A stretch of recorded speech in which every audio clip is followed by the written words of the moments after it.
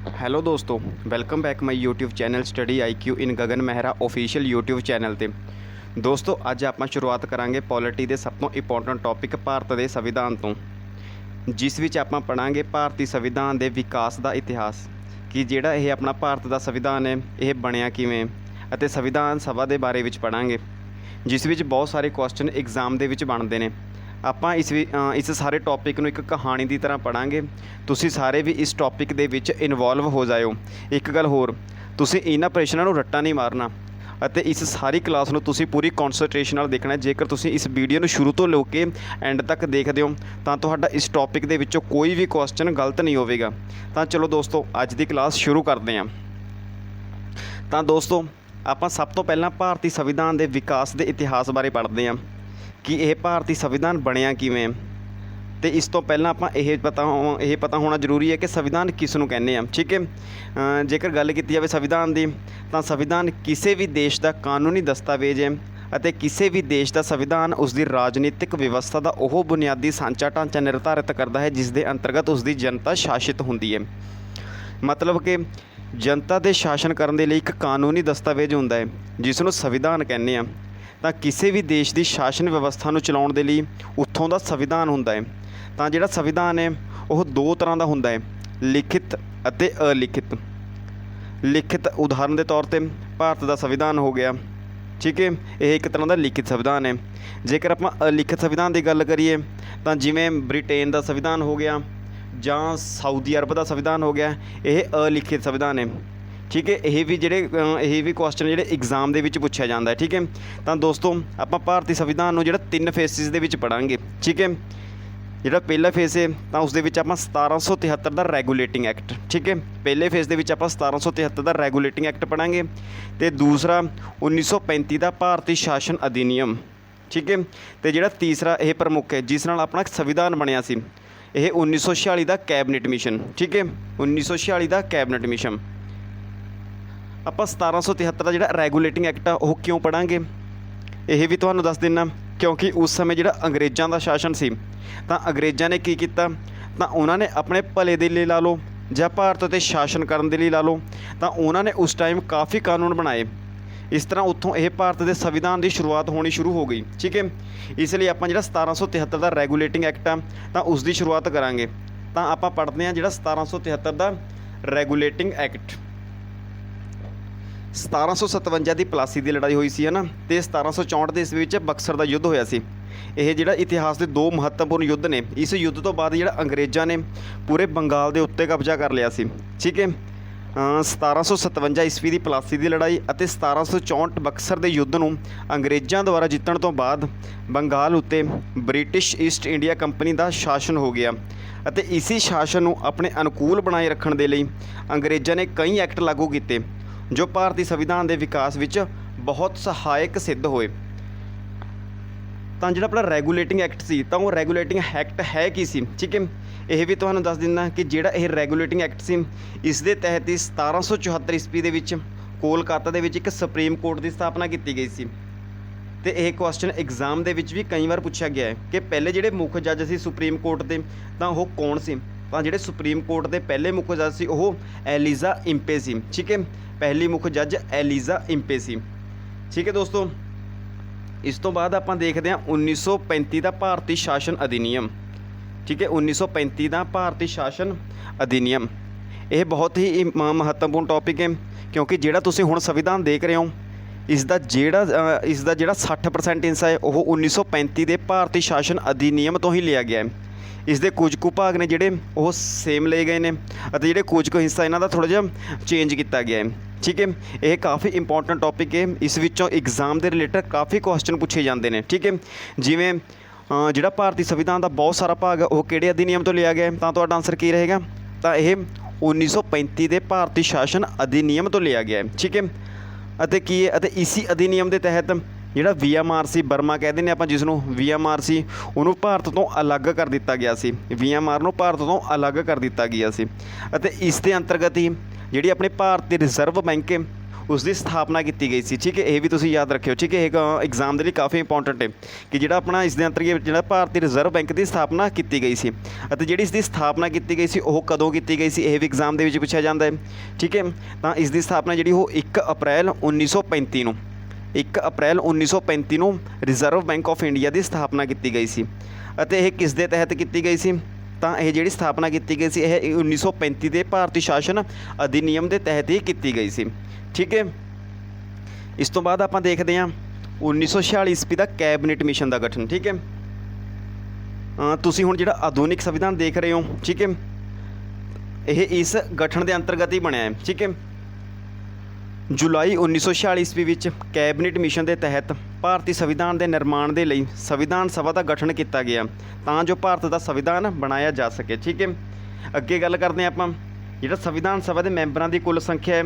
ਇਹ ਕੁਐਸਚਨ ਵੀ ਐਗਜ਼ਾਮ ਦੇ ਵਿੱਚ ਕਾਫੀ ਵਾਰ ਪੁੱਛਿਆ ਜਾ ਚੁੱਕਿਆ ਹੈ ਕਿ ਸੰਵਿਧਾਨ ਸਭਾ ਦੇ ਮੈਂਬਰਾਂ ਦੀ ਕੁੱਲ ਸੰਖਿਆ ਕਿੰਨੀ ਹੁੰਦੀ ਹੈ। ਠੀਕ ਹੈ, ਤਾਂ ਤੁਹਾਡਾ ਆਨਸਰ ਕੀ ਰਹੇਗਾ, ਤਾਂ ਇਸ ਦਾ ਆਨਸਰ ਹੈਗਾ 399। ਸੰਵਿਧਾਨ ਸਭਾ ਦੇ ਮੈਂਬਰਾਂ ਦੀ ਕੁੱਲ ਸੰਖਿਆ 399, ਇਹ ਤੁਸੀਂ ਚੰਗੀ ਤਰ੍ਹਾਂ ਯਾਦ ਰੱਖਿਓ। ਠੀਕ ਹੈ, ਤੇ ਅੱਗੇ ਜਿਹੜੇ 399 ਮੈਂਬਰਾਂ ਦੇ ਵਿੱਚੋਂ ਜਿਹੜੇ 200 ਮੈਂਬਰ ਸੀ ਉਹ ਬ੍ਰਿਟਿਸ਼ ਪ੍ਰਾਂਤਾਂ ਦੇ ਪ੍ਰਤੀਨਿਧੀ ਸੀ। ਠੀਕ ਹੈ, ਜਿਹੜੇ ਬ੍ਰਿਟਿਸ਼ ਪ੍ਰਤੀਨਿਧੀ ਕਿਵੇਂ, ਇਹ ਵੀ ਮੈਂ ਤੁਹਾਨੂੰ ਦੱਸ ਦਿੰਦਾ। ਜਿਵੇਂ ਜਿਹੜਾ ਆਪਣਾ ਇਹ ਪੂਰਾ ਭਾਰਤ ਹੈ ਤਾਂ ਸਾਰੇ ਭਾਰਤ ਦੇ ਉੱਪਰ ਅੰਗਰੇਜ਼ਾਂ ਦਾ ਅਧਿਕਾਰ ਨਹੀਂ ਸੀ। ਲਗਭਗ ਜਿਹੜਾ ਆਪਣਾ ਭਾਰਤ ਦਾ 60% ਹਿੱਸਾ ਹੈ ਉਸ ਉੱਤੇ ਅੰਗਰੇਜ਼ਾਂ ਦਾ ਡਾਇਰੈਕਟ ਅਧਿਕਾਰ ਸੀ ਅਤੇ ਜਿਹੜਾ ਬਾਕੀ 40% ਹਿੱਸਾ ਬਚ ਗਿਆ ਉਸ ਉੱਤੇ ਰਾਜੇ ਰਜਵਾੜੇ ਅਤੇ ਜਿਹੜੇ ਦੇਸੀ ਰਿਆਸਤਾਂ ਸੀ ਉਹਨਾਂ ਦਾ ਅਧਿਕਾਰ ਸੀ। ਕਿਤੇ ਪੁਰਤਗਾਲ ਦਾ ਲਾ ਲਓ ਜਾਂ ਕਿਤੇ ਫਰਾਂਸ ਦਾ ਅਧਿਕਾਰ ਸੀ। ਠੀਕ ਹੈ, ਮਤਲਬ ਕਿ 60% ਹਿੱਸਾ ਜਿਹੜਾ ਉਹ ਅੰਗਰੇਜ਼ਾਂ ਦੇ ਅਧੀਨ ਆਉਂਦਾ ਸੀ, ਤਾਂ ਇਸ ਨੂੰ ਆਪਾਂ ਬ੍ਰਿਟਿਸ਼ ਪ੍ਰਾਂਤ ਕਹਿੰਦੇ ਹਾਂ। ਠੀਕ ਹੈ, ਅਤੇ ਬਾਕੀ ਜਿਹੜੀਆਂ ਇਹ ਦੇਸੀ ਰਿਆਸਤਾਂ ਨੇ ਇਹਨਾਂ ਦੇ ਰਾਜੇ ਰਜਵਾੜੇ ਹੋ ਗਏ, ਰਾਜੇ ਰਜਵਾੜਿਆਂ ਦਾ ਅਧਿਕਾਰ ਸੀ। ਜਿਵੇਂ ਰਾਜਸਥਾਨ ਹੋ ਗਿਆ, ਮੱਧ ਪ੍ਰਦੇਸ਼ ਦਾ ਕੁਝ ਹਿੱਸਾ ਲਾ ਲਓ, ਉਹਨਾਂ ਦੇ ਜਿਹੜੇ ਰਾਜੇ ਰਜਵਾੜਿਆਂ ਦਾ ਅਧਿਕਾਰ ਸੀ, ਇਸ ਲਈ ਇਸ ਨੂੰ ਦੇਸੀ ਰਿਆਸਤਾਂ ਵੀ ਆਪਾਂ ਕਹਿ ਸਕਦੇ ਹਾਂ। ਠੀਕ ਹੈ, ਇਸ ਲਈ ਜਦੋਂ ਆਪਣੇ ਭਾਰਤ ਦਾ ਜਿਹੜਾ ਸੰਵਿਧਾਨ ਬਣਿਆ ਸੀ, ਠੀਕ ਹੈ, ਆਪਣਾ ਜਿਹੜਾ ਭਾਰਤ ਦਾ ਸੰਵਿਧਾਨ ਬਣਿਆ ਸੀ ਤਾਂ ਉਸ ਦੇ ਵਿੱਚ ਨਾ ਜਿਹੜੇ 292 ਬ੍ਰਿਟਿਸ਼ ਪ੍ਰਾਂਤਾਂ ਦੇ ਪ੍ਰਤੀਨਿਧੀ ਚੁਣੇ ਗਏ ਸੀ। ਠੀਕ ਹੈ, 292 ਬ੍ਰਿਟਿਸ਼ ਪ੍ਰਾਂਤਾਂ ਦੇ ਪ੍ਰਤੀਨਿਧੀ ਚੁਣੇ ਗਏ ਸੀ ਅਤੇ 93 ਜਿਹੜੀਆਂ ਦੇਸੀ ਰਿਆਸਤਾਂ ਦੇ ਰਾਜੇ ਸੀ, ਜਿਹੜੇ ਰਾਜੇ ਲਾ ਲਓ, ਰਜਵਾੜੇ ਲਾ ਲਓ, ਉਹ ਪ੍ਰਤੀਨਿਧੀ ਚੁਣੇ ਗਏ ਸੀ 93 ਦੇਸੀ ਰਿਆਸਤਾਂ ਦੇ, ਅਤੇ 4 ਚੀਫ ਕਮਿਸ਼ਨਰ ਚੁਣੇ ਗਏ ਸੀ। ਠੀਕ ਹੈ, ਇਹ ਵੀ ਤੁਸੀਂ ਯਾਦ ਰੱਖਿਓ। ਇਹ ਜਿਹੜੀ ਸੰਖਿਆ ਹੈ ਨਾ ਇਹ ਐਗਜ਼ਾਮ ਦੇ ਵਿੱਚ ਵੀ ਕਈ ਵਾਰ ਪੁੱਛੀ ਜਾ ਚੁੱਕੀ ਹੈ, ਇਹ ਤੁਸੀਂ ਚੰਗੀ ਤਰ੍ਹਾਂ ਦਿਮਾਗ ਦੇ ਵਿੱਚ ਰੱਖਿਓ। ਠੀਕ ਹੈ,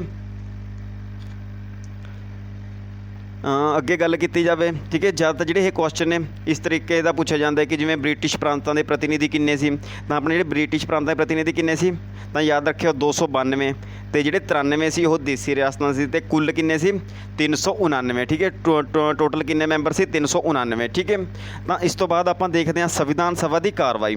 ਠੀਕ ਹੈ, ਕਿ ਆਪਣਾ ਜਿਹੜਾ ਸੰਵਿਧਾਨ ਸੀ ਉਹ ਬਣਿਆ ਕਿਵੇਂ ਸੀ, ਤਾਂ ਇਸ ਵਿੱਚ ਜਿਹੜੇ ਤੁਹਾਨੂੰ 3 ਤਰੀਕਾਂ ਯਾਦ ਰੱਖਣੀਆਂ ਪੈਣਗੀਆਂ। ਠੀਕ ਹੈ, ਮੇਨ ਜਿਹੜੇ 3 ਤਰੀਕਾਂ ਨੇ ਜਿਨ੍ਹਾਂ ਤੋਂ ਸੰਵਿਧਾਨ ਬਣਨਾ ਸ਼ੁਰੂ ਹੋਇਆ ਸੀ। ਠੀਕ ਹੈ, ਇੱਕ 9 ਦਸੰਬਰ 1946। ਠੀਕ ਹੈ, 9 ਦਸੰਬਰ 1946, ਅਤੇ ਇਸ ਡੇਟ ਦੇ ਵਿੱਚ ਆਪਾਂ 2 ਹੋਰ ਦਿਨ ਜੋੜ ਦਈਏ ਤਾਂ 11 ਦਸੰਬਰ 1946, ਅਤੇ ਇਸੇ ਡੇਟ ਦੇ ਵਿੱਚ ਆਪਾਂ 2 ਦਿਨ ਹੋਰ ਜੋੜ ਦਿੰਦੇ ਹਾਂ ਤਾਂ 13 ਦਸੰਬਰ 1946। ਠੀਕ ਹੈ, ਇਹ ਜਿਹੜੀਆਂ ਤਿੰਨੋਂ ਡੇਟਸ ਨੇ ਇਹ ਬਹੁਤ ਵਾਰ ਐਗਜ਼ਾਮ ਦੇ ਵਿੱਚ ਪੁੱਛੀਆਂ ਜਾ ਚੁੱਕੀਆਂ ਨੇ।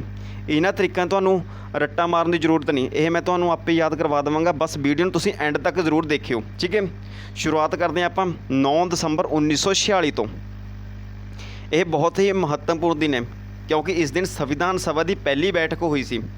ਠੀਕ ਹੈ, ਸੰਵਿਧਾਨ ਸਭਾ ਦੀ ਪਹਿਲੀ ਬੈਠਕ ਹੋਈ ਸੀ, ਉਸ ਵਿੱਚ ਆਪਣਾ ਜਿਹੜਾ ਸੰਵਿਧਾਨ ਹੈ ਉਹ ਕਿਵੇਂ ਬਣੇਗਾ, ਉਸ ਦੀ ਰੂਪ ਰੇਖਾ ਕਿਵੇਂ ਦੀ ਹੋਵੇਗੀ, ਇਸ ਬਾਰੇ ਸਭ ਕੁਝ ਡਿਸਕਸ ਕੀਤਾ ਗਿਆ ਸੀ। ਠੀਕ ਹੈ, ਬਟ ਕੀ ਹੋਇਆ, ਪਰ ਜਿਹੜੇ ਆਪਣੇ ਜਿਹੜੇ ਮੁਸਲਿਮ ਲੋਕ ਨੇ ਉਹ ਜਿਹੜੇ ਆਪਣੀ ਇਹ ਸੰਵਿਧਾਨ ਸਭਾ ਜੇ ਆਪਾਂ ਬੈਠ ਕੇ ਕਹਿ ਦਈਏ ਤਾਂ ਉਹ ਇਸ ਸੰਵਿਧਾਨ ਸਭਾ ਦੇ ਖਿਲਾਫ ਸੀ। ਠੀਕ ਹੈ, ਤਾਂ ਦੋਸਤੋ ਜਿਹੜਾ ਕਈ ਵਾਰ ਐਗਜ਼ਾਮ ਦੇ ਵਿੱਚ ਪੁੱਛਿਆ ਜਾਂਦਾ ਕਿ ਸੰਵਿਧਾਨ ਦੀ ਜਿਹੜੀ ਪਹਿਲੀ ਬੈਠਕ ਹੋਈ ਸੀ ਤਾਂ ਉਸ ਦੇ ਖਿਲਾਫ ਕੌਣ ਸੀ, ਤਾਂ ਉਸ ਦੇ ਖਿਲਾਫ ਮੁਸਲਿਮ ਲੀਗ ਦੇ ਲੋਕ ਸੀ। ਠੀਕ ਹੈ, ਜਿਹੜੇ ਮੁਸਲਿਮ ਲੀਗ ਦੇ ਲੋਕ ਸੀ ਉਹ ਇਸ ਬੈਠਕ ਦੇ ਖਿਲਾਫ ਕਿਉਂ ਸਨ। ਠੀਕ ਹੈ, ਕਿਉਂਕਿ ਉਹ ਜਿਹੜੇ ਅਲੱਗ ਦੇਸ਼ ਦੀ ਮੰਗ ਕਰ ਰਹੇ ਸੀ, ਮਤਲਬ ਕਿ ਪਾਕਿਸਤਾਨ ਦੀ ਮੰਗ ਕਰ ਰਹੇ ਸੀ, ਤਾਂ ਕਰਕੇ ਜਿਹੜੇ ਮੁਸਲਿਮ ਲੋਕ ਸੀ ਉਹ ਇਸ ਸੰਵਿਧਾਨ ਸਭਾ ਦੇ ਖਿਲਾਫ ਹੋ ਗਏ। ਜਦੋਂ ਇਸ ਸੰਵਿਧਾਨ ਸਭਾ ਦੀ ਬੈਠਕ ਹੋਈ ਤਾਂ ਇਸ ਵਿੱਚ ਇੱਕ ਪ੍ਰਧਾਨ ਵੀ ਚੁਣਨਾ ਜ਼ਰੂਰੀ ਸੀ, ਕਿਉਂਕਿ ਇੱਕ ਪ੍ਰਧਾਨ ਤਾਂ ਜ਼ਰੂਰੀ ਸੀ, ਬਟ ਜਦੋਂ ਮੁਸਲਿਮ ਲੋਕ ਸੀ ਜਿਹੜੇ ਉਹ ਇਸ ਸਭਾ ਦੇ ਖਿਲਾਫ ਹੋ ਗਏ ਤਾਂ ਸਭਾ ਨੇ ਕੀ ਸੋਚਿਆ ਕਿ ਪਹਿਲਾਂ ਜਿਹੜਾ ਇੱਕ ਅਸਥਾਈ ਪ੍ਰਧਾਨ ਚੁਣ ਲਿਆ ਜਾਵੇ, ਉਸ ਤੋਂ ਬਾਅਦ ਆਪਾਂ ਸਥਾਈ ਪ੍ਰਧਾਨ ਚੁਣ ਲਵਾਂਗੇ।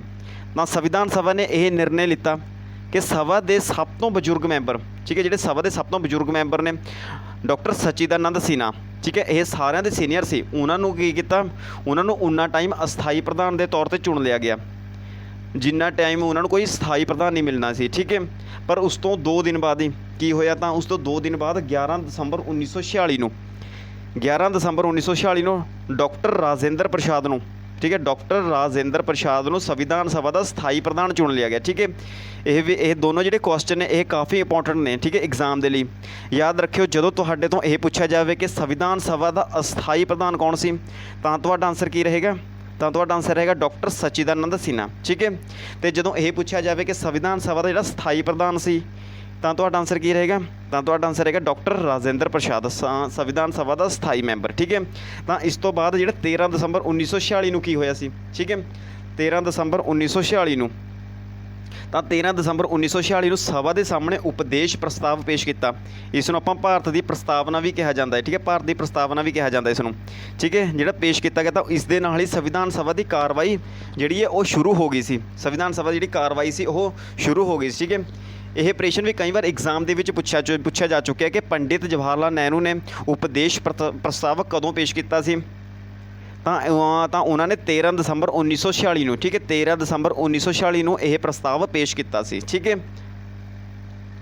ਇਸ ਤੋਂ ਬਾਅਦ ਆਪਾਂ ਅੱਗੇ ਦੇਖਦੇ ਹਾਂ, ਇਸ ਤੋਂ ਬਾਅਦ ਆਪਾਂ ਸੰਵਿਧਾਨ ਸਭਾ ਦੀ ਪ੍ਰਮੁੱਖ ਸਮਿਤੀਆਂ ਦੇ ਪ੍ਰਧਾਨ ਦੇਖ ਲੈਂਦੇ ਹਾਂ। ਠੀਕ ਹੈ। ਸੰਵਿਧਾਨ ਸਭਾ ਦੀ ਪ੍ਰਮੁੱਖ ਸਮਿਤੀਆਂ ਦੇ ਪ੍ਰਧਾਨ। ਠੀਕ ਹੈ। ਇਹ ਸਾਰੇ ਜਿਹੜੇ ਕੁਐਸਚਨ ਇਹ ਕਾਫੀ ਇੰਪੋਰਟੈਂਟ ਨੇ। ਇਹ ਪ੍ਰਸ਼ਨ ਐਗਜ਼ਾਮ ਦੇ ਵਿੱਚ ਡਾਇਰੈਕਟ ਪੁੱਛ ਲਏ ਜਾਂਦੇ ਨੇ। ਇਹ ਚੰਗੀ ਤਰ੍ਹਾਂ ਤੁਸੀਂ ਯਾਦ ਕਰ ਲਿਓ। ਠੀਕ ਹੈ। ਜਿਹੜੀ ਸੰਚਾਲਨ ਸਮਿਤੀ ਹੈ, ਤਾਂ ਉਸ ਦੇ ਪ੍ਰਧਾਨ ਕੌਣ ਨੇ, ਤਾਂ ਤੁਹਾਡਾ ਆਨਸਰ ਹੈਗਾ ਡਾਕਟਰ ਰਾਜਿੰਦਰ ਪ੍ਰਸਾਦ। ਠੀਕ ਹੈ। ਸੰਚਾਲਨ ਸਮਿਤੀ ਦੇ ਪ੍ਰਧਾਨ ਡਾਕਟਰ ਰਾਜਿੰਦਰ ਪ੍ਰਸਾਦ। ਠੀਕ ਹੈ। ਅੱਗੇ ਗੱਲ ਕੀਤੀ ਜਾਵੇ ਪ੍ਰਾਰੂਪ ਸਮਿਤੀ ਦੇ ਪ੍ਰਧਾਨ, ਠੀਕ ਹੈ, ਮਤਲਬ ਕਿ ਡਰਾਫਟਿੰਗ ਕਮੇਟੀ ਦੇ ਪ੍ਰਧਾਨ। ਠੀਕ ਹੈ। ਕਿ ਜਿਨ੍ਹਾਂ ਨੇ ਸੰਵਿਧਾਨ ਦੀ ਰੂਪ ਰੇਖਾ ਕੀ ਹੋਵੇਗੀ, ਇਸ ਨੂੰ ਬਣਾਉਣਾ ਕਿਵੇਂ, ਤਾਂ ਇਹ ਜਿਹੜਾ ਸਾਰਾ ਕੁਝ ਹੈ ਇਹ ਤਾਂ ਪ੍ਰਾਰੂਪ ਸਮਿਤੀ ਦੇ ਵਿੱਚ ਆ ਜਾਂਦਾ। ਇਹ ਤਾਂ ਤੁਹਾਨੂੰ ਪਤਾ ਹੀ ਹੈ ਕਿ ਜਿਹੜਾ ਸੰਵਿਧਾਨ ਸੀ ਉਹ ਕਿਸ ਨੇ ਲਿਖਿਆ ਸੀ, ਤਾਂ ਡਾਕਟਰ ਭੀਮ ਰਾਓ ਅੰਬੇਦਕਰ ਨੇ। ਠੀਕ ਹੈ। ਇਹ ਜਿਹੜੇ ਬਾਬਾ ਸਾਹਿਬ ਨੇ, ਤਾਂ ਇਹ ਪ੍ਰਾਰੂਪ ਸਮਿਤੀ ਦੇ ਪ੍ਰਧਾਨ ਰਹੇ ਨੇ। ਠੀਕ ਹੈ। ਅੱਗੇ ਜਿਹੜਾ ਤੀਸਰਾ ਦੇਖਦੇ ਹਾਂ, ਪ੍ਰਾਂਤ ਸੰਵਿਧਾਨ ਸਮਿਤੀ। ਠੀਕ ਹੈ। ਪ੍ਰਾਂਤ ਦਾ ਮਤਲਬ ਹੋ ਗਿਆ ਰਾਜ। ਠੀਕ ਹੈ।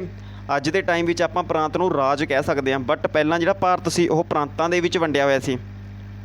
ਤਾਂ ਇਹਨਾਂ ਪ੍ਰਾਂਤਾਂ ਨੂੰ ਇਕਜੁੱਟ ਕਿਸ ਨੇ ਕੀਤਾ ਸੀ, ਭਾਰਤ ਨੂੰ ਕਿਸ ਨੇ ਇਕਜੁੱਟ ਕੀਤਾ ਸੀ, ਤਾਂ ਇਸ ਨੇ ਇਹਨਾਂ ਨੂੰ ਇਕਜੁੱਟ ਕਰਨ ਲਈ ਤਾਂ ਸਰਦਾਰ ਵੱਲਭ ਭਾਈ ਪਟੇਲ ਨੇ। ਠੀਕ ਹੈ। ਆਪਾਂ ਇਹਨਾਂ ਨੂੰ ਲੋਹ ਪੁਰਸ਼ ਵੀ ਕਹਿ ਦਿੰਦੇ ਹਾਂ। ਠੀਕ ਹੈ।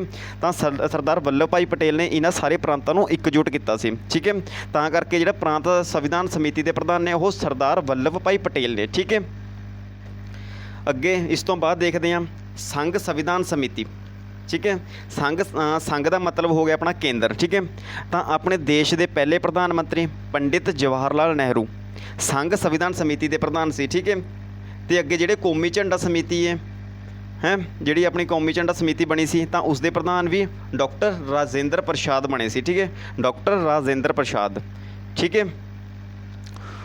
ਉਸ ਤੋਂ ਬਾਅਦ ਆਪਾਂ ਦੇਖਦੇ ਹਾਂ, ਜਿਵੇਂ ਕਿ ਤੁਹਾਨੂੰ ਪਤਾ ਹੈ ਕਿ ਜਿਹੜੇ ਮੁਸਲਿਮ ਲੀਗ ਦੇ ਲੋਕ ਸੀ ਉਹ ਇਸ ਸੰਵਿਧਾਨ ਸਭਾ ਦੇ ਖਿਲਾਫ ਹੋ ਗਏ ਸੀ, ਕਿਉਂਕਿ ਉਹ ਅਲੱਗ ਦੇਸ਼ ਦੀ ਮੰਗ ਕਰ ਰਹੇ ਸੀ। ਤਾਂ ਆਖਿਰਕਾਰ ਉਹ ਦਿਨ ਵੀ ਆ ਗਿਆ ਕਿ 3 ਜੂਨ 1947 ਨੂੰ, ਠੀਕ ਹੈ, 3 ਜੂਨ 1947 ਨੂੰ ਇਹ ਘੋਸ਼ਣਾ ਕਰ ਦਿੱਤੀ ਗਈ ਕਿ ਭਾਰਤ ਦਾ ਬਟਵਾਰਾ ਹੋਵੇਗਾ। ਠੀਕ ਹੈ। ਇੱਥੇ ਇੱਕ ਹੋਰ ਪ੍ਰਸ਼ਨ ਬਣ ਜਾਵੇਗਾ ਕਿ ਭਾਰਤ ਦੇ ਬਟਵਾਰੇ ਦੀ ਘੋਸ਼ਣਾ ਕਦੋਂ ਕੀਤੀ ਗਈ ਸੀ, ਤਾਂ ਤੁਹਾਡਾ ਆਨਸਰ ਕੀ ਰਹੇਗਾ, ਤਾਂ 3 ਜੂਨ 1947 ਨੂੰ, 3 ਜੂਨ 1947 ਨੂੰ ਭਾਰਤ ਦੇ ਬਟਵਾਰੇ ਦੀ ਘੋਸ਼ਣਾ ਕਰ ਦਿੱਤੀ ਗਈ ਸੀ। ਠੀਕ ਹੈ।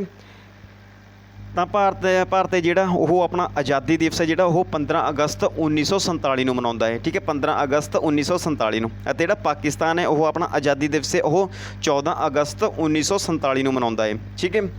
ਇਸ ਤੋਂ ਬਾਅਦ ਜਦੋਂ ਦੇਸ਼ ਦਾ ਵਿਭਾਜਨ ਹੋ ਗਿਆ, ਠੀਕ ਹੈ, ਦੇਸ਼ ਦੀ ਵੰਡ ਹੋ ਗਈ, ਦੇਸ਼ ਦਾ ਵਿਭਾਜਨ ਹੋ ਗਿਆ, ਤਾਂ ਉਸ ਟਾਈਮ ਜਿਹੜੀ ਸੰਵਿਧਾਨ ਸਭਾ ਬਣੀ ਸੀ ਤਾਂ ਉਸ ਦਾ ਪੁਨਰਗਠਨ ਕੀਤਾ ਗਿਆ। ਠੀਕ ਹੈ। ਉਸ ਦਾ ਕੀ ਕੀਤਾ ਗਿਆ, ਪੁਨਰਗਠਨ ਕੀਤਾ ਗਿਆ। ਤਾਂ 31 ਅਕਤੂਬਰ 1947 ਨੂੰ, 31 ਅਕਤੂਬਰ 1947 ਨੂੰ ਸੰਵਿਧਾਨ ਸਭਾ ਦਾ ਪੁਨਰਗਠਨ ਕੀਤਾ ਗਿਆ। ਠੀਕ ਹੈ। ਇਹ ਪੁਨਰਗਠਨ ਕਿਉਂ ਕੀਤਾ ਗਿਆ, ਦੇਖੋ ਕਿ ਪਹਿਲਾਂ ਜੋ ਸੰਵਿਧਾਨ ਸਭਾ ਬਣੀ ਸੀ ਤਾਂ ਉਸ ਵਿੱਚ ਜਿਹੜੇ ਪਾਕਿਸਤਾਨ ਦੇ ਮੈਂਬਰ ਵੀ ਸੀ ਉਹ ਵੀ ਤਾਂ ਇਨਕਲੂਡ ਸੀ। ਪਾਕਿਸਤਾਨ ਦੇ ਜਿਹੜੇ ਰਾਜੇ ਸੀ, ਦੇਸੀ ਰਿਆਸਤਾਂ ਸੀ ਅਤੇ ਬ੍ਰਿਟਿਸ਼ ਪ੍ਰਾਂਤਾਂ ਦੇ ਪ੍ਰਤੀਨਿਧੀ ਸੀ ਉਹ ਵੀ ਇਸ ਸੰਵਿਧਾਨ ਸਭਾ ਵਿੱਚ ਸੰਮਿਲਿਤ ਸੀ।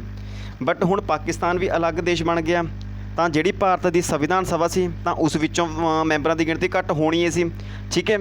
ਤਾਂ ਪਹਿਲਾਂ ਮੈਂਬਰਾਂ ਦੀ ਗਿਣਤੀ ਕਿੰਨੀ ਸੀ, ਤਾਂ ਇਸ ਤੋਂ ਕੀ ਪ੍ਰਸ਼ਨ ਬਣੇਗਾ ਕਿ ਜਿਹੜੀ ਸੰਵਿਧਾਨ ਸਭਾ ਦੀ ਪਹਿਲੀ ਬੈਠਕ ਹੋਈ ਸੀ ਤਾਂ ਉਸ ਵਿੱਚ ਮੈਂਬਰਾਂ ਦੀ ਗਿਣਤੀ ਕਿੰਨੀ ਸੀ, ਤਾਂ ਉਸ ਵਿੱਚ ਮੈਂਬਰਾਂ ਦੀ ਗਿਣਤੀ ਸੀ 399, ਠੀਕ ਹੈ 389, ਠੀਕ ਹੈ ਮੈਂਬਰਾਂ ਦੀ ਗਿਣਤੀ ਜਿਹੜੀ ਪਹਿਲੀ ਬੈਠਕ ਹੋਈ ਸੀ ਸੰਵਿਧਾਨ ਸਭਾ ਦੀ, ਠੀਕ ਹੈ। ਤੇ ਜੇਕਰ ਇੱਕ ਹੋਰ ਕੁਐਸਚਨ ਇਵੇਂ ਪੁੱਛਿਆ ਜਾ ਸਕਦਾ ਕਿ ਜੇਕਰ ਇਹ ਪੁੱਛਿਆ ਜਾਵੇ ਕਿ ਦੇਸ਼ ਦੇ ਵਿਭਾਜਨ ਤੋਂ ਬਾਅਦ ਸੰਵਿਧਾਨ ਸਭਾ ਦੇ ਮੈਂਬਰਾਂ ਦੀ ਗਿਣਤੀ ਕਿੰਨੀ ਹੋ ਗਈ, ਤਾਂ ਦੇਸ਼ ਦੇ ਵਿਭਾਜਨ ਤੋਂ ਬਾਅਦ ਕਿੰਨੀ ਹੋ ਗਈ, ਤਾਂ 299, ਠੀਕ ਹੈ। ਇਹ ਵੀ ਤੁਸੀਂ ਯਾਦ ਰੱਖਿਓ, 299 ਹੋ ਗਈ ਦੇਸ਼ ਦੇ ਵਿਭਾਜਨ ਤੋਂ ਬਾਅਦ, ਠੀਕ ਹੈ। ਤਾਂ ਤੁਸੀਂ ਇਹਨਾਂ ਕੁਐਸਚਨ ਦੇ ਵਿੱਚ ਤੁਸੀਂ ਕਨਫਿਊਜ਼ ਨਾ ਹੋਇਓ, ਕਿਉਂਕਿ ਘੱਟ ਤਾਂ ਹੋਣੀ ਹੀ ਸੀ ਮੈਂਬਰਾਂ ਦੀ ਸੰਖਿਆ। ਪਹਿਲਾਂ ਕਿੰਨੀ ਸੀ 399 ਸੀ ਤੇ ਹੁਣ ਕਿੰਨੀ ਰਹਿ ਗਈ 299, ਠੀਕ ਹੈ। ਜਦੋਂ ਹੁਣ ਮੈਂਬਰਾਂ ਦੀ ਸੰਖਿਆ ਘਟ ਗਈ ਤਾਂ ਜਿਹੜੇ ਪ੍ਰਾਂਤ ਮੈਂਬਰ ਦੀ ਸੰਖਿਆ ਸੀ ਉਹ ਵੀ ਘੱਟ ਹੋਣੀ ਸੀ, ਤਾਂ ਜਿਹੜੇ ਪ੍ਰਾਂਤੀ ਮੈਂਬਰ ਦੀ ਸੰਖਿਆ ਸੀ ਉਹ ਕਿੰਨੀ ਰਹਿ ਗਈ, ਤਾਂ ਜਿਹੜੇ ਪ੍ਰਾਂਤੀ ਮੈਂਬਰ ਸੀ ਉਹਨਾਂ ਦੀ ਸੰਖਿਆ 229 ਰਹਿ ਗਈ, ਠੀਕ ਹੈ। ਪਹਿਲਾਂ ਕਿੰਨੀ ਸੀ, ਤਾਂ ਪਹਿਲਾਂ 292 ਸੀ, ਠੀਕ ਹੈ। ਅਤੇ ਜਿਹੜੇ ਦੇਸੀ ਰਿਆਸਤਾਂ ਦੇ ਮੈਂਬਰਾਂ ਦੀ ਸੰਖਿਆ ਸੀ ਉਹ ਕਿੰਨੀ ਰਹਿ ਗਈ, ਤਾਂ ਜਿਹੜੇ ਦੇਸੀ ਰਿਆਸਤਾਂ ਦੇ ਮੈਂਬਰ ਸੀ ਉਹਨਾਂ ਦੀ ਸੰਖਿਆ ਰਹਿ ਗਈ 70, ਠੀਕ ਹੈ। ਪਹਿਲਾਂ ਕਿੰਨੀ ਸੀ, ਤਾਂ 93 ਤੇ ਹੁਣ ਕਿੰਨੀ ਰਹਿ ਗਈ, ਤਾਂ 70 ਰਹਿ ਗਈ, ਠੀਕ ਹੈ ਦੋਸਤੋ। ਇਸ ਤੋਂ ਬਾਅਦ ਆਪਾਂ ਅੱਗੇ ਦੇਖਦੇ ਹਾਂ ਕਿ ਜਦੋਂ ਸੰਵਿਧਾਨ ਸਭਾ ਦੀ ਪੁਨਰਗਠਨ ਹੋ ਗਿਆ, ਠੀਕ ਹੈ, ਤਾਂ ਸੰਵਿਧਾਨ ਸਭਾ ਦੀ ਕਾਰਵਾਈ ਵੀ ਤੇਜ਼ ਹੋ ਗਈ। ਤਾਂ ਦੁਨੀਆ ਭਰ ਦੇ ਸੰਵਿਧਾਨ ਨੂੰ ਬਰੀਕੀ ਨਾਲ ਪਰਖਣ ਤੋਂ ਬਾਅਦ ਬਾਬਾ ਸਾਹਿਬ ਭੀਮ ਰਾਓ ਅੰਬੇਦਕਰ ਨੇ ਭਾਰਤੀ ਸੰਵਿਧਾਨ ਦਾ ਮਸੌਦਾ ਤਿਆਰ ਕੀਤਾ, ਠੀਕ ਹੈ। ਮਤਲਬ ਕਿ ਬਾਬਾ ਸਾਹਿਬ ਨੇ ਦੁਨੀਆ ਦੇ ਜਿੰਨੇ ਵੀ ਸੰਵਿਧਾਨ ਸੀ ਉਹਨਾਂ ਨੂੰ ਚੰਗੀ ਤਰ੍ਹਾਂ ਬਰੀਕੀ ਨਾਲ ਪਰਖਿਆ ਅਤੇ ਉਹਨਾਂ ਵਿੱਚੋਂ ਵਧੀਆ ਵਿਚਾਰਾਂ ਨੂੰ ਲਿਆ ਅਤੇ ਵਧੀਆ ਕਾਨੂੰਨਾਂ ਨੂੰ ਸਿਲੈਕਟ ਕੀਤਾ। ਇਵੇਂ ਹੀ ਜਿਹੜਾ ਆਪਣਾ ਇਹ ਸੰਵਿਧਾਨ ਦਾ ਸਰੋਤ ਹੈ, ਇਹਨਾਂ ਤੋਂ ਐਗਜ਼ਾਮ ਦੇ ਰਿਲੇਟਡ ਬਹੁਤ ਸਾਰੇ ਕੁਐਸਚਨ ਬਣਦੇ ਨੇ।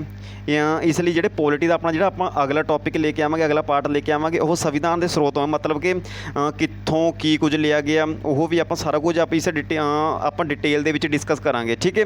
ਉਹ ਵੀ ਕਾਫੀ ਇੰਪੋਰਟੈਂਟ ਵੀਡੀਓ ਰਹਿਣ ਵਾਲੀ ਹੈ, ਇਸ ਲਈ ਤੁਸੀਂ ਇਸ ਚੈਨਲ ਨੂੰ ਜ਼ਰੂਰ ਸਬਸਕ੍ਰਾਈਬ ਕਰ ਲਿਓ, ਠੀਕ ਹੈ। ਚਲੋ ਅੱਗੇ ਵੱਧਦੇ ਆਪਾਂ। ਕੀ ਹੋਇਆ ਸੀ, ਇਸ ਤਰ੍ਹਾਂ ਦੁਨੀਆ ਦੇ ਸੰਵਿਧਾਨ ਨੂੰ ਬਾਰੀਕੀ ਨਾਲ ਪਰਖਣ ਤੋਂ ਬਾਅਦ ਬਾਬਾ ਸਾਹਿਬ ਭੀਮ ਰਾਓ ਅੰਬੇਦਕਰ ਨੇ ਭਾਰਤੀ ਸੰਵਿਧਾਨ ਦਾ ਮਸੌਦਾ ਤਿਆਰ ਕੀਤਾ, ਠੀਕ ਹੈ। ਅਤੇ ਆਖਿਰਕਾਰ ਉਹ ਦਿਨ ਵੀ ਆ ਗਿਆ, ਠੀਕ ਹੈ।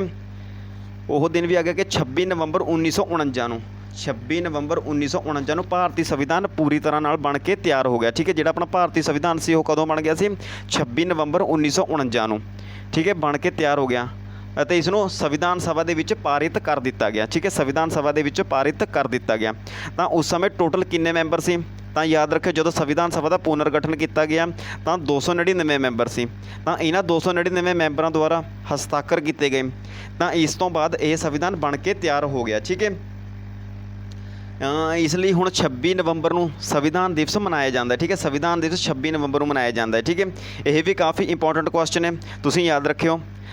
ਇਸ ਤੋਂ ਬਾਅਦ ਜਿਹੜਾ 26 ਨਵੰਬਰ ਨੂੰ ਸੰਵਿਧਾਨ ਬਣ ਤਾਂ ਗਿਆ, ਬਟ ਇਸ ਨੂੰ ਲਾਗੂ ਕਦੋਂ ਕੀਤਾ ਗਿਆ, ਤਾਂ ਜਿਹੜਾ 26 ਜਨਵਰੀ 1950 ਨੂੰ ਇਹ ਸੰਵਿਧਾਨ ਲਾਗੂ ਕਰ ਦਿੱਤਾ ਗਿਆ, ਠੀਕ ਹੈ। 26 ਜਨਵਰੀ 1950 ਨੂੰ ਇਹ ਸੰਵਿਧਾਨ ਲਾਗੂ ਕਰ ਦਿੱਤਾ ਗਿਆ।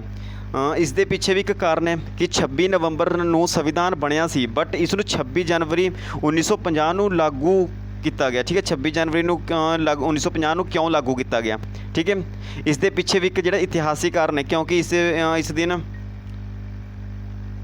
ਦਿਨ ਜਿਹੜਾ 26 ਜਨਵਰੀ 1930 ਨੂੰ ਕਾਂਗਰਸ ਨੇ ਪਹਿਲਾ ਸੁਤੰਤਰਤਾ ਦਿਵਸ ਮਨਾਇਆ ਸੀ, ਠੀਕ ਹੈ। ਕਾਂਗਰਸ ਨੇ ਪਹਿਲਾ ਸੁਤੰਤਰਤਾ ਦਿਵਸ ਮਨਾਇਆ ਸੀ, ਠੀਕ ਹੈ, ਕਿਉਂਕਿ ਇਸ ਦਿਨ ਪੰਡਿਤ ਜਵਾਹਰ ਲਾਲ ਨਹਿਰੂ ਨੇ ਰਾਵੀ ਨਦੀ ਦੇ ਤੱਟ 'ਤੇ ਭਾਰਤੀ ਝੰਡਾ ਲਹਿਰਾ ਦਿੱਤਾ ਅਤੇ ਕਿਹਾ ਸੀ ਕਿ ਅੱਜ ਤੋਂ ਆਪਾਂ ਸਾਰੇ ਆਜ਼ਾਦ ਹਾਂ।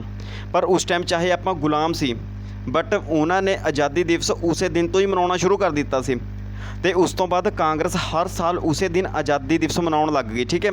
ਇਸੇ ਲਈ ਭਾਰਤ ਚਾਹੇ 15 ਅਗਸਤ ਨੂੰ ਆਜ਼ਾਦ ਹੋ ਗਿਆ, ਪਰ ਉਹਨਾਂ ਨੂੰ 26 ਜਨਵਰੀ 1950 ਨੂੰ ਸੰਵਿਧਾਨ ਲਾਗੂ ਕਰਕੇ ਉਸ ਨੂੰ ਗਣਤੰਤਰ ਦਿਵਸ ਦੇ ਰੂਪ ਵਿੱਚ ਮਨਾਉਣਾ ਸ਼ੁਰੂ ਕਰ ਦਿੱਤਾ, ਠੀਕ ਹੈ ਦੋਸਤੋ। ਇਸ ਤੋਂ ਬਾਅਦ ਆਪਾਂ ਸੰਵਿਧਾਨ ਨਾਲ ਰਿਲੇਟਡ ਕੁਝ ਮਹੱਤਵਪੂਰਨ ਕੁਐਸਚਨ ਦੇਖ ਲੈਂਦੇ ਹਾਂ ਜਿਹੜੇ ਐਗਜ਼ਾਮ ਦੇ ਵਿੱਚ ਪੁੱਛੇ ਜਾਂਦੇ ਨੇ, ਠੀਕ ਹੈ। ਸੰਵਿਧਾਨ ਨਿਰਮਾਣ ਦੀ ਪ੍ਰਕਿਰਿਆ ਵਿੱਚ ਕੁੱਲ ਕਿੰਨੇ ਦਿਨ ਲੱਗੇ ਸੀ, ਠੀਕ ਹੈ। ਜਿਹੜੀ ਆਪਣੀ ਸੰਵਿਧਾਨ ਨਿਰਮਾਣ ਦੀ ਪ੍ਰਕਿਰਿਆ ਸੀ ਉਸ ਦੇ ਵਿੱਚ ਕੁੱਲ ਕਿੰਨੇ ਦਿਨ ਲੱਗੇ ਸੀ, ਤਾਂ ਇਸ ਦੇ ਵਿੱਚ 2 ਸਾਲ 11 ਮਹੀਨੇ 18 ਦਿਨ 2 ਸਾਲ 11 ਮਹੀਨੇ ਅਤੇ 18 ਦਿਨ ਦਾ ਟਾਈਮ ਲੱਗ ਗਿਆ ਸੀ ਸੰਵਿਧਾਨ ਨਿਰਮਾਣ ਦੀ ਪ੍ਰਕਿਰਿਆ ਨੂੰ ਠੀਕ ਹੈ, ਬਣਨ ਨੂੰ, ਠੀਕ ਹੈ। ਅਤੇ ਸੰਵਿਧਾਨ ਦੇ ਨਿਰਮਾਣ ਦੇ ਕੁੱਲ ਕਿੰਨੇ ਦਿਨ ਬਹਿਸ ਹੋਈ ਸੀ, ਠੀਕ ਹੈ। ਸੰਵਿਧਾਨ ਦੇ ਨਿਰਮਾਣ ਦੇ ਬਣਨ 'ਤੇ ਕੁੱਲ ਕਿੰਨੇ ਦਿਨ ਬਹਿਸ ਹੋਈ ਸੀ। ਆਪਾਂ ਜਿਹੜੀ ਇਹ ਸੰਵਿਧਾਨ ਸਭਾ ਬੈਠੀ ਸੀ ਤਾਂ ਇਹਨਾਂ ਨੇ ਇਵੇਂ ਹੀ ਸਿੱਧਾ ਸੰਵਿਧਾਨ ਨਹੀਂ ਬਣਾ ਲਿਆ ਸੀ, ਇਹਨਾਂ ਦੇ ਵਿੱਚ ਵੀ ਬਹਿਸ ਹੋਈ ਸੀ। ਜਿਵੇਂ ਹੁਣ ਆਪਾਂ ਸੰਸਦ ਦੇ ਵਿੱਚ ਬਹਿਸ ਹੁੰਦੀ ਹੈ ਕਿਸੇ ਵੀ ਕਾਨੂੰਨ ਲਾਗੂ ਕਰਨ ਟਾਈਮ, ਠੀਕ ਹੈ, ਉਸ ਸਮੇਂ ਵੀ ਟੋਟਲ 114 ਦਿਨ ਬਹਿਸ ਚੱਲੀ ਸੀ ਸੰਵਿਧਾਨ ਦਾ ਨਿਰਮਾਣ ਕਰਨ ਦੇ ਲਈ, ਠੀਕ ਹੈ, 114 ਦਿਨ, ਠੀਕ ਹੈ। ਅੱਗੇ ਗੱਲ ਕਰਦੇ ਹਾਂ ਸੰਵਿਧਾਨ ਦੇ ਨਿਰਮਾਣ 'ਤੇ ਕੁੱਲ ਮਿਲਾ ਕੇ ਕੁੱਲ ਕਿੰਨਾ ਖਰਚਾ ਆਇਆ ਸੀ, ਠੀਕ ਹੈ। ਜਿਹੜਾ ਆਪਣਾ ਸੰਵਿਧਾਨ ਦਾ ਨਿਰਮਾਣ ਹੋਇਆ ਸੀ ਤਾਂ ਉਸ 'ਤੇ ਕੁੱਲ ਮਿਲਾ ਕੇ ਕੁੱਲ ਕਿੰਨਾ ਖਰਚਾ ਆਇਆ ਸੀ, ਤਾਂ ਇਸ 'ਤੇ 63,96,729 ਰੁਪਏ ਖਰਚਾ ਆਇਆ ਸੀ। ਠੀਕ ਹੈ, ਲਗਭਗ ਆਪਾਂ ਕਹਿ ਸਕਦੇ ਹਾਂ 64 ਲੱਖ ਰੁਪਏ ਖਰਚਾ ਆਇਆ ਸੀ। ਠੀਕ ਹੈ, ਸੰਵਿਧਾਨ ਦਾ ਨਿਰਮਾਣ ਕਰਨ 'ਤੇ। ਠੀਕ ਹੈ, ਤਾਂ ਜਦੋਂ ਜਿਹੜਾ ਸੰਵਿਧਾਨ ਬਣਿਆ ਸੀ ਤਾਂ ਇਸ ਵਿੱਚ ਕੁੱਲ ਕਿੰਨੇ ਇਸ ਦੇ ਵਿੱਚ ਕੁੱਲ ਟੋਟਲ 22 ਭਾਗ, 395 ਅਨੁਛੇਦ ਅਤੇ 8 ਅਨੁਸੂਚੀਆਂ ਸੀ। ਠੀਕ ਹੈ, ਤਾਂ ਵਰਤਮਾਨ ਦੇ ਵਿੱਚ ਹੁਣ ਤੁਸੀਂ 8 ਵਿੱਚੋਂ 4 ਹੋਰ ਐਡ ਕਰ ਦਿਓ ਤਾਂ ਟੋਟਲ ਹੁਣ 12 ਅਨੁਸੂਚੀਆਂ ਹੋ ਗਈਆਂ ਨੇ। ਭਾਗ ਅਤੇ ਅਨੁਛੇਦ 19 ਨੇ, 12 ਭਾਗ, 395 ਅਨੁਛੇਦ ਅਤੇ ਅਨੁਸੂਚੀਆਂ ਹੁਣ 12 ਹੋ ਗਈਆਂ ਨੇ। ਠੀਕ ਹੈ, ਹਾਲਾਂਕਿ ਹੁਣ 395 ਅਨੁਛੇਦਾਂ ਦੇ ਵਿੱਚ ਅਨੁਛੇਦ 395 ਏ, 395 ਬੀ, 395 ਸੀ ਕਰਕੇ ਲਗਭਗ 450 ਅਨੁਛੇਦ ਹੋ ਗਏ ਨੇ, ਬਟ ਮੂਲ ਰੂਪ ਦੇ ਵਿੱਚ ਟੋਟਲ ਆਪਣੇ ਕੋਲ 395 ਅਨੁਛੇਦ ਨੇ। ਠੀਕ ਹੈ, ਅੱਗੇ ਇਸ ਤੋਂ ਬਾਅਦ ਸੰਵਿਧਾਨ ਸਭਾ ਦੁਆਰਾ ਕੁਝ ਹੋਰ ਕੰਮ ਵੀ ਕੀਤੇ ਗਏ ਸੀ, ਉਹ ਵੀ ਆਪਾਂ ਦੇਖ ਲੈਂਦੇ ਹਾਂ। ਇਹ ਵੀ ਕਾਫੀ ਮਹੱਤਵਪੂਰਨ ਕੁਐਸਚਨ ਹੈ। ਠੀਕ ਹੈ, ਜਿਹੜਾ ਸੰਵਿਧਾਨ ਸਭਾ ਨੇ 22 ਜੁਲਾਈ 1947 ਨੂੰ ਰਾਸ਼ਟਰੀ ਝੰਡਾ ਅਪਣਾਇਆ ਸੀ। ਠੀਕ ਹੈ, ਕਦੋਂ ਅਪਣਾਇਆ ਸੀ ਰਾਸ਼ਟਰੀ ਝੰਡਾ? 22 ਜੁਲਾਈ 1947 ਨੂੰ। ਠੀਕ ਹੈ, ਅਤੇ ਜਿਹੜਾ ਰਾਸ਼ਟਰੀ ਗਾਨ ਸੀ ਉਹ ਕਦੋਂ ਅਪਣਾਇਆ ਸੀ? ਤਾਂ ਜਿਹੜਾ ਰਾਸ਼ਟਰੀ ਗਾਨ ਸੀ ਉਹ 24 ਜਨਵਰੀ 1950 ਨੂੰ ਅਪਣਾਇਆ ਸੀ। ਠੀਕ ਹੈ, 24 ਜਨਵਰੀ 1950 ਨੂੰ। ਅਤੇ ਜਿਹੜਾ ਰਾਸ਼ਟਰੀ ਗੀਤ ਹੈ ਉਹ ਕਦੋਂ ਅਪਣਾਇਆ ਸੀ? ਤਾਂ ਇਹ 26 ਜਨਵਰੀ 1950 ਨੂੰ। ਰਾਸ਼ਟਰੀ ਗੀਤ 26 ਜਨਵਰੀ 1950 ਨੂੰ ਅਪਣਾਇਆ ਸੀ। ਠੀਕ ਹੈ, ਇਹ ਜਿਹੜੇ ਤਿੰਨੋਂ ਡੇਟਸ ਨੇ ਇਹ ਤੁਸੀਂ ਚੰਗੀ ਤਰ੍ਹਾਂ ਯਾਦ ਰੱਖਿਓ, ਐਗਜ਼ਾਮ ਦੇ ਵਿੱਚ ਕਾਫੀ ਵਾਰ ਰਿਪੀਟ ਹੋ ਚੁੱਕੀਆਂ ਨੇ। ਠੀਕ ਹੈ, ਇੱਕ ਵਾਰ ਤੁਹਾਨੂੰ ਹੋਰ ਦੱਸ ਦੇਣਾ ਕਿ ਜਿਹੜਾ 22 ਜੁਲਾਈ 1947 ਨੂੰ ਰਾਸ਼ਟਰੀ ਝੰਡੇ ਦਾ ਗਠਨ ਕੀਤਾ ਸੀ, ਜਿਹੜਾ 24 ਜਨਵਰੀ 1950 ਨੂੰ ਰਾਸ਼ਟਰੀ ਗਾਨ ਅਤੇ 26 ਜਨਵਰੀ 1950 ਨੂੰ ਰਾਸ਼ਟਰੀ ਗੀਤ। ਠੀਕ ਹੈ, 26 ਜਨਵਰੀ 1950 ਨੂੰ ਰਾਸ਼ਟਰੀ ਗੀਤ। ਠੀਕ ਹੈ, ਇਸ ਤੋਂ ਬਾਅਦ ਆਪਾਂ ਦੇਖਦੇ ਹਾਂ ਸੁਤੰਤਰ ਭਾਰਤ ਦਾ ਮੰਤਰੀ ਮੰਡਲ। ਠੀਕ ਹੈ, ਇਹ ਵੀਡੀਓ ਦਾ ਆਖਰੀ ਪਾਰਟ ਹੋਵੇਗਾ। ਇਹ ਵੀ ਕਾਫੀ ਮਹੱਤਵਪੂਰਨ ਕੁਐਸਚਨ ਹੈ। ਇਹਨਾਂ ਦੇ ਵਿੱਚ ਡਾਇਰੈਕਟ ਹੀ 1 ਨੰਬਰ ਦਾ ਕੁਐਸਚਨ ਪੁੱਛਿਆ ਜਾਂਦਾ ਹੈ। ਠੀਕ ਹੈ, ਕਿ ਜਦੋਂ 1947 ਵਿੱਚ ਭਾਰਤ ਆਜ਼ਾਦ ਹੋਇਆ ਸੀ ਤਾਂ ਭਾਰਤ ਦੇ ਮੰਤਰੀ ਕੌਣ ਬਣੇ ਸੀ। ਠੀਕ ਹੈ, ਤਾਂ ਆਪਾਂ ਆ ਵੀ ਦੇਖ ਲੈਂਦੇ ਹਾਂ। ਤਾਂ ਆਪਣੇ ਜਿਹੜੇ ਪਹਿਲੇ ਪ੍ਰਧਾਨ ਮੰਤਰੀ ਸੀ ਉਹ ਕੌਣ ਸੀ? ਤਾਂ ਆਪਣੇ ਜਿਹੜੇ ਦੇਸ਼ ਦੇ ਪਹਿਲੇ ਪ੍ਰਧਾਨ ਮੰਤਰੀ ਸੀ ਉਹ ਪੰਡਿਤ ਜਵਾਹਰ ਲਾਲ ਨਹਿਰੂ ਬਣੇ ਸੀ। ਠੀਕ ਹੈ, ਉਸ ਤੋਂ ਅੱਗੇ ਆਪਾਂ ਦੇਖਦੇ ਹਾਂ ਪਹਿਲੇ ਗ੍ਰਹਿ ਮੰਤਰੀ ਕੌਣ ਸੀ? ਤਾਂ ਪਹਿਲੇ ਗ੍ਰਹਿ ਮੰਤਰੀ ਵੱਲਭ ਭਾਈ ਪਟੇਲ। ਠੀਕ ਹੈ, ਸਰਦਾਰ ਵੱਲਭ ਭਾਈ ਪਟੇਲ ਸੀ। ਠੀਕ ਹੈ, ਇਹਨਾਂ ਨੂੰ ਆਪਾਂ ਲੋਹ ਪੁਰਸ਼ ਦੇ ਨਾਮ ਨਾਲ ਵੀ ਜਾਣਦੇ ਹਾਂ। ਠੀਕ ਹੈ, ਅਤੇ ਅੱਗੇ ਗੱਲ ਕਰੀਏ ਪਹਿਲੇ ਸਿੱਖਿਆ ਮੰਤਰੀ ਸੀ ਉਹ ਕੌਣ ਸੀ? ਤਾਂ ਉਹ ਮੌਲਾਨਾ ਅਬੁਲ ਕਲਾਮ ਆਜ਼ਾਦ। ਠੀਕ ਹੈ, ਮੌਲਾਨਾ ਅਬੁਲ ਕਲਾਮ ਆਜ਼ਾਦ ਇਹ ਸਿੱਖਿਆ ਮੰਤਰੀ ਸੀ। ਠੀਕ ਹੈ, ਪਹਿਲੇ ਰੇਲਵੇ ਮੰਤਰੀ ਕੌਣ ਸੀ? Doctor John ਮੈਥਾਈ। ਠੀਕ ਹੈ, ਜਿਹੜੇ ਪਹਿਲੇ ਰੇਲਵੇ ਮੰਤਰੀ ਸੀ ਉਹ ਡਾਕਟਰ ਜੌਨ ਮੈਥਾਈ ਸੀ। ਠੀਕ ਹੈ, ਪਹਿਲੇ ਲੇਬਰ ਮੰਤਰੀ, ਠੀਕ ਹੈ, ਮਜ਼ਦੂਰੀ ਮੰਤਰੀ ਕਹਿੰਦੇ ਨੇ ਜਿਸ ਨੂੰ, ਉਹ ਸੀ ਜਗਜੀਵਨ ਰਾਮ। ਠੀਕ ਹੈ, ਜਗਜੀਵਨ ਰਾਮ। ਠੀਕ ਹੈ, ਪਹਿਲੇ ਰੱਖਿਆ ਮੰਤਰੀ ਕੌਣ ਸੀ? ਠੀਕ ਹੈ, ਤਾਂ ਇਹ ਬਲਦੇਵ ਸਿੰਘ ਨੇ। ਠੀਕ ਹੈ, ਪਹਿਲੇ ਰੱਖਿਆ ਮੰਤਰੀ। ਅੱਗੇ ਗੱਲ ਕੀਤੀ ਜਾਵੇ ਜਿਹੜੇ ਪਹਿਲੇ ਸਵਾਸਥ ਮੰਤਰੀ ਨੇ ਉਹ ਕੌਣ ਨੇ? ਤਾਂ ਉਹ ਰਾਜਕੁਮਾਰੀ ਅੰਮ੍ਰਿਤ ਕੌਰ। ਠੀਕ ਹੈ, ਰਾਜਕੁਮਾਰੀ ਅੰਮ੍ਰਿਤ ਕੌਰ। ਠੀਕ ਹੈ, ਅੱਗੇ ਗੱਲ ਕੀਤੀ ਜਾਵੇ ਜਿਹੜੇ ਪਹਿਲੇ ਵਿੱਤ ਮੰਤਰੀ ਸੀ ਇਹ ਸੀ R.K. ਸ਼ਣਮੁਖਮ ਸ਼ੈਟੀ। ਠੀਕ ਹੈ, R.K. ਸ਼ਣਮੁਖਮ ਸ਼ੈਟੀ। ਠੀਕ ਹੈ ਦੋਸਤੋ, ਇਹ ਤੁਸੀਂ ਜਿਹੜੇ ਕੁਐਸਚਨ ਇਹ ਕਾਫੀ ਇੰਪੋਰਟੈਂਟ ਕੁਐਸਚਨ ਨੇ, ਇਹਨਾਂ ਨੂੰ ਤੁਸੀਂ ਚੰਗੀ ਤਰ੍ਹਾਂ ਯਾਦ ਕਰ ਲਿਓ। ਠੀਕ ਹੈ, ਤਾਂ ਦੋਸਤੋ ਅੱਜ ਦੀ ਕਲਾਸ ਇੱਥੇ ਹੀ ਖਤਮ ਹੁੰਦੀ ਹੈ। ਹੋਪ ਸੋ ਤੁਹਾਨੂੰ ਇਹ ਵੀਡੀਓ ਵਧੀਆ ਲੱਗੀ ਹੋਵੇਗੀ ਅਤੇ ਤੁਸੀਂ ਇਸ ਕਲਾਸ ਵਿੱਚ ਕੁਝ ਨਾ ਕੁਝ ਜ਼ਰੂਰ ਸਿੱਖੇ ਹੋਵੋਗੇ।